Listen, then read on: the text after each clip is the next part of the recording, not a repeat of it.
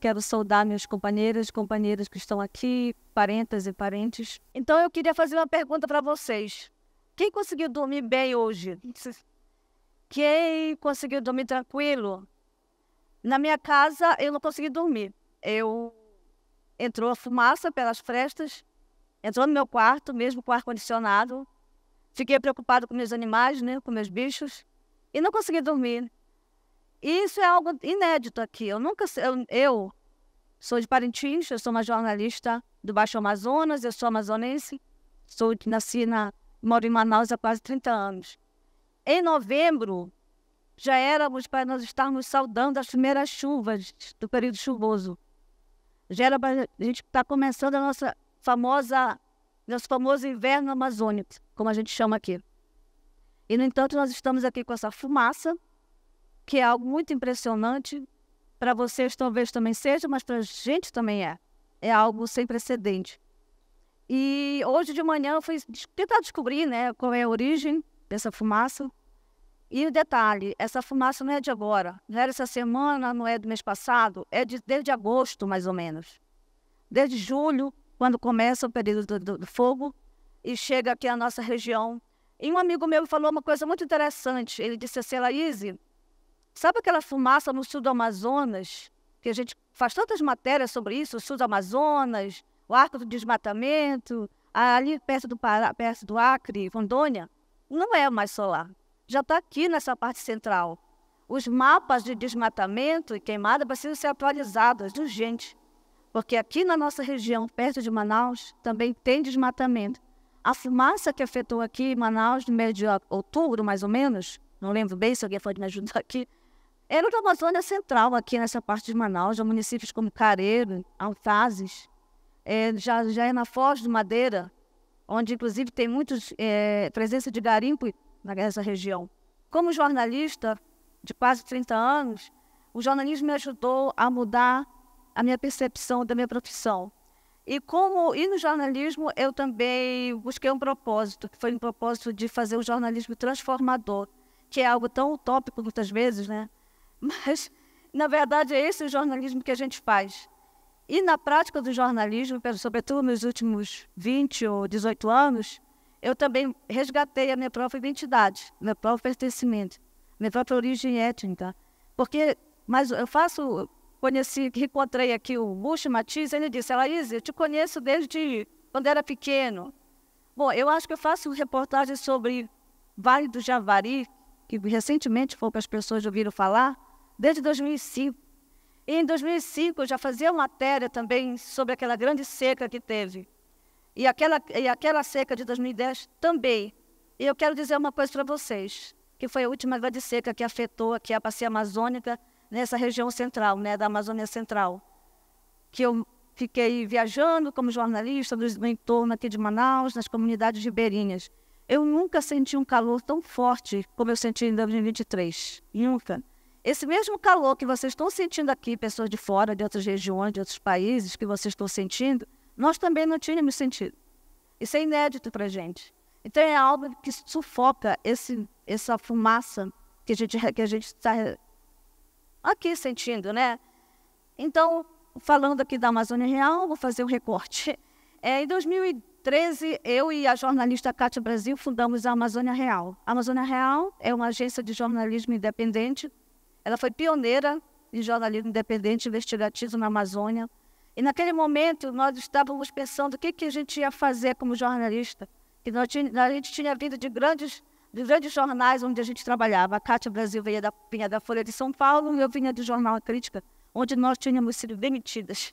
E nós fundamos a Amazônia Real naquele momento, num contexto muito forte no país, né? E o que a gente poderia escrever naquele momento? E nós decidimos, vamos falar sobre aquilo que nós sempre escrevíamos no nosso período, quando éramos jornalistas da grande mídia. Vamos falar sobre povos indígenas, povos quilombolas, povos tradicionais, meio ambiente, mas com outro formato, com outra abordagem, com outro olhar, sem a censura, sem escrever matérias muito curtas. A nossa intenção é fazer um material, e como fazemos até hoje, matérias muito aprofundadas, matérias contextualizadas.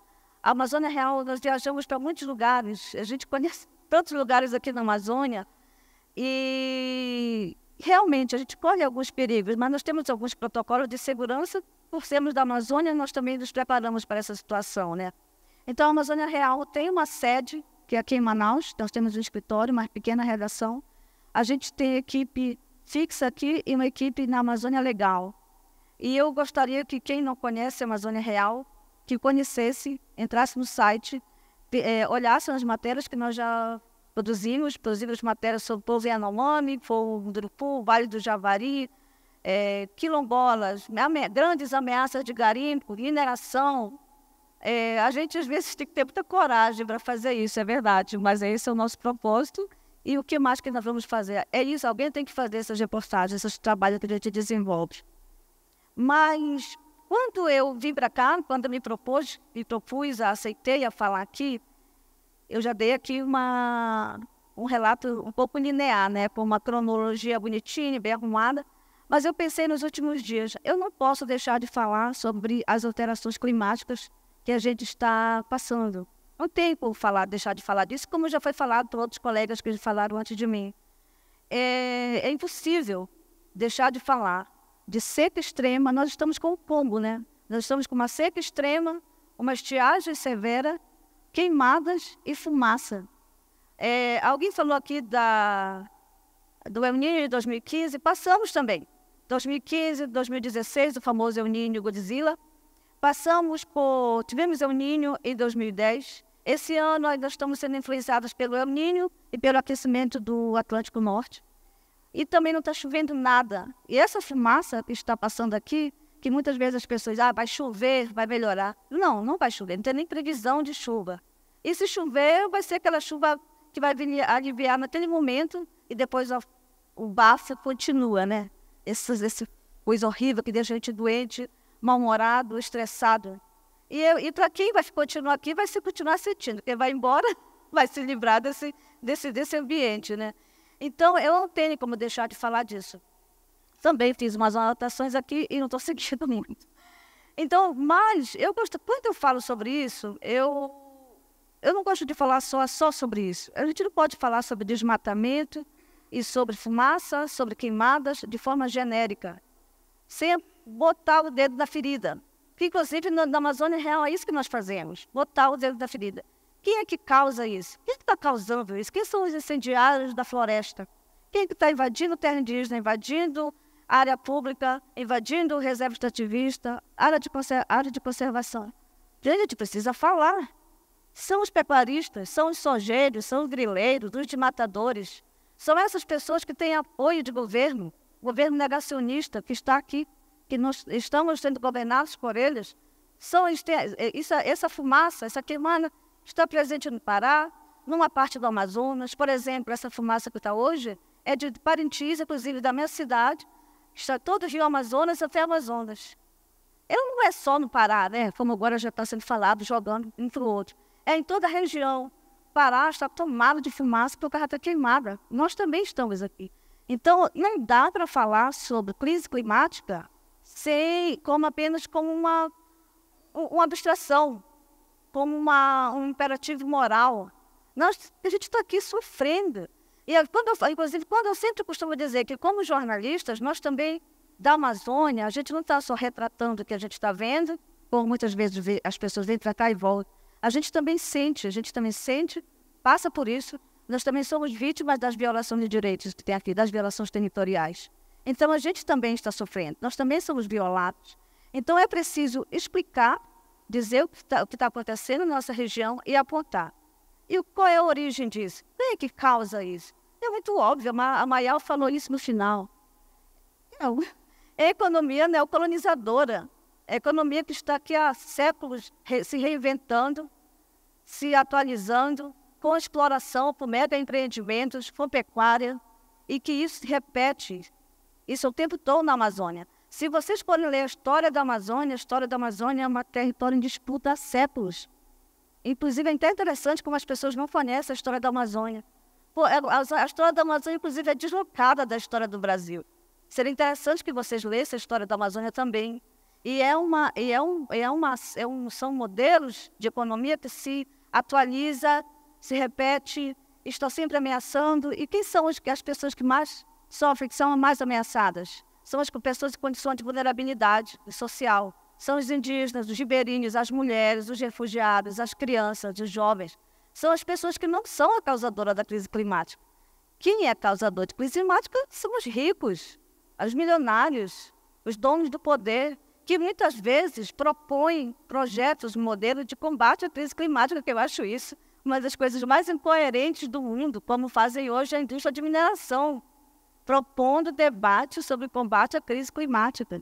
Então, a gente precisa colocar esse dedo na ferida, começar a falar também, não falar de forma muito bonita, e não apontar quem é que está causando isso. Então, quem lê a Amazônia Real vai ver o que a gente faz. Gente, vai acabar meu tempo aqui e eu trouxe algumas fotos. Posso passar rapidinho aqui, já que eu fui tão interrompida? Eu vou aqui só fazer um registro de algumas matérias que a gente faz muito recentemente. Isso aqui eu fui na seca, nós estamos na seca extrema, né? Aqui foi numa comunidade chamada Branquinho, onde vive o povo indígena, alguns indígenas do Alto Rio Negro, como Tucano, Dessana, Piratapuia, e foi eu e a repórter Juliana Pesqueira, no mês passado. Nós levamos 5 horas para chegar lá. Essa comunidade fica no entorno de Manaus.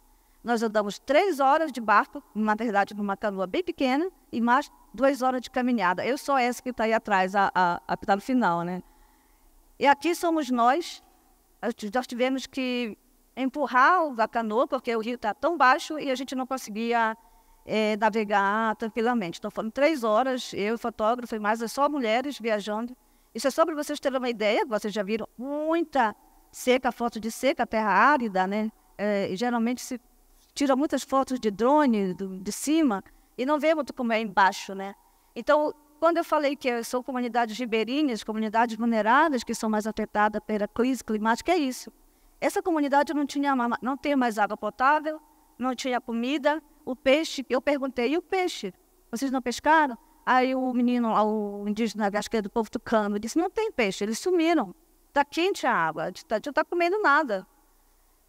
E aqui uma foto a foto anterior era da Juliana Pesqueira, essa foto da Marizilda Krupp, que foi lá em Tefé.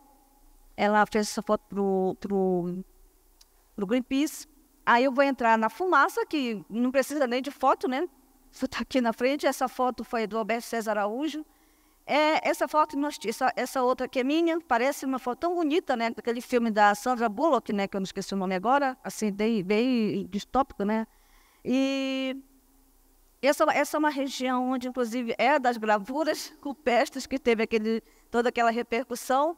E eu achei muito impressionante quando eu estava tirando essa foto, eu vi alguns mergulhões, você sabe que são mergulhões, né? Aqueles pássaros, tentando respirar. Eles faziam assim, respiravam, eles não tinham ar para respirar, eles ficavam desesperados para fumar. E eu vi também uma ave desorientada voando, ela não sabia para onde ir, ela não enxergava nada.